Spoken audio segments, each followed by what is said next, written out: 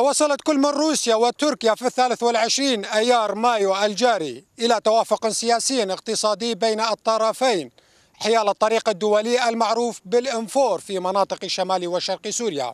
وحسب زعم الطرفين فإن التوافق يهدف إلى تسهيل الحركة بين ناحية تل تمر شمال غرب مدينة الحسكة وناحية عين عيسى 50 كيلومترا شمال مدينة الرقة السورية.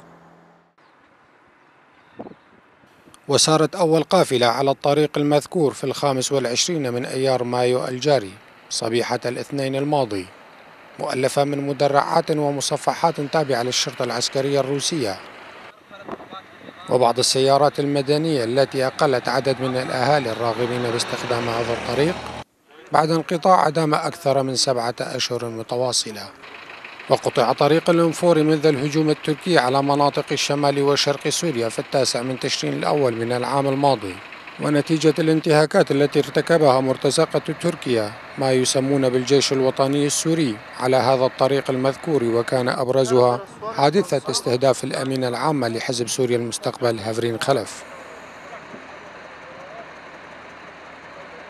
يعني أعتقد بحسب تصريحات الروسية إذا كان يهمهم شأن المدنيين أو السوريين لوجدوا حل الأزمة السورية المتفاقمة التي أصبح لها 9 سنوات.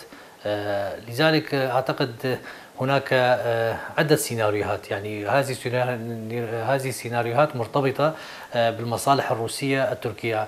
يعني هو جزء مرتبط، يعني أعتقد القوى الدولية أمام مرحلة جديدة من الأزمة السورية، وهو البحث عن حل سياسي أو البدء بإيجاد حل سياسي أو البدء بالحل السياسي وفق القرار الأممي 2254. لذلك كل طرف يحاول أن يمتلك أوراق عدة من أجل التفاوض عليها في المستقبل. روسيا بالاتفاق مع دولة تركيا، وكان لها اتفاق آخر عبر تسيير دوريات مشتركة على الحدود الشمالية الشرقية من مناطق سوريا. أعتقد روسيا بهذا الشيء تحاول زيادة أوراق التفاوض في المستقبل، يعني تحاول توسيع مناطق سيطرة نفوذ النظام، هذا من جهة. وهناك سيناريو آخر، كلكم تعلمون أمريكا سوف تفرض حسب تصريحاتها قانون قيصر على النظام السوري.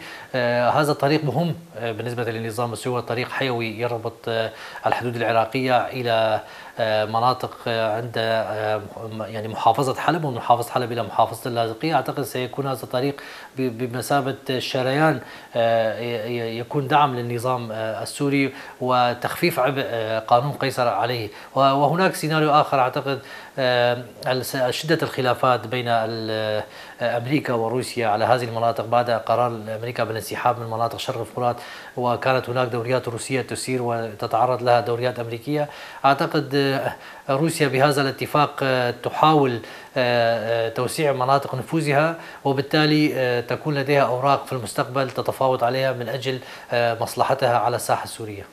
وهنا أيضا أريد أن أذكر، يعني تركيا عندما تتفق مع روسيا في جزء بسيط من الجغرافيا السورية، أعتقد لتركيا أيضا مصالح، وهناك أكيد ما وراء هذا الاتفاق تفاهمات واتفاقات حول ما يجري في إدلب. أيضا تركيا كانت في مأزق كبير في الحرب الدائرة في إدلب والاشتباكات التي حصلت في إدلب. أعتقد بهذا الاتفاق مع روسيا سوف يتم تخفيف العبء على الفصائل الموالية لتركيا في إدلب. بهذا تركيا سوف تكسب وقت ويعني وقت واستراحة أكثر من أجل دعم هذه الفصائل الإرهابية. هذا الاتفاق كباقي الاتفاقيات تستمر باستمرار مصالح هذه الدول. الأفضل أن يتم الاتفاق حول حد للجرائم الإرهابية التي ترتكبها الفصائل المدعومة من تركيا، حد من دعم تركيا لهذه الفصائل الإرهابية والعمليات الإرهابية التي تقوم في شمال والمناطق التي تحت احتلال الدولة التركية. كان هنا يجب أن يكون اتفاق على هذا الشيء. لن ينتهي أي اتفاق يفضي إلى السلام والحل السياسي سوى إخراج جميع الفصائل المسلحة من المناطق التي احتلتها، وخاصة جيش الاحتلال التركي.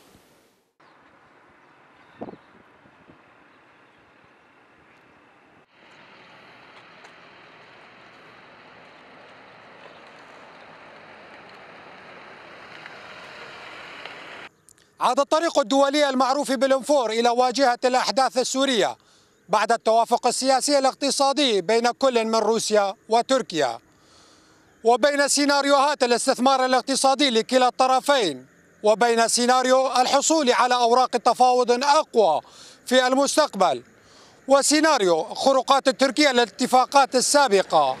هل سيصمد هذا الاتفاق بين كلا الطرفين؟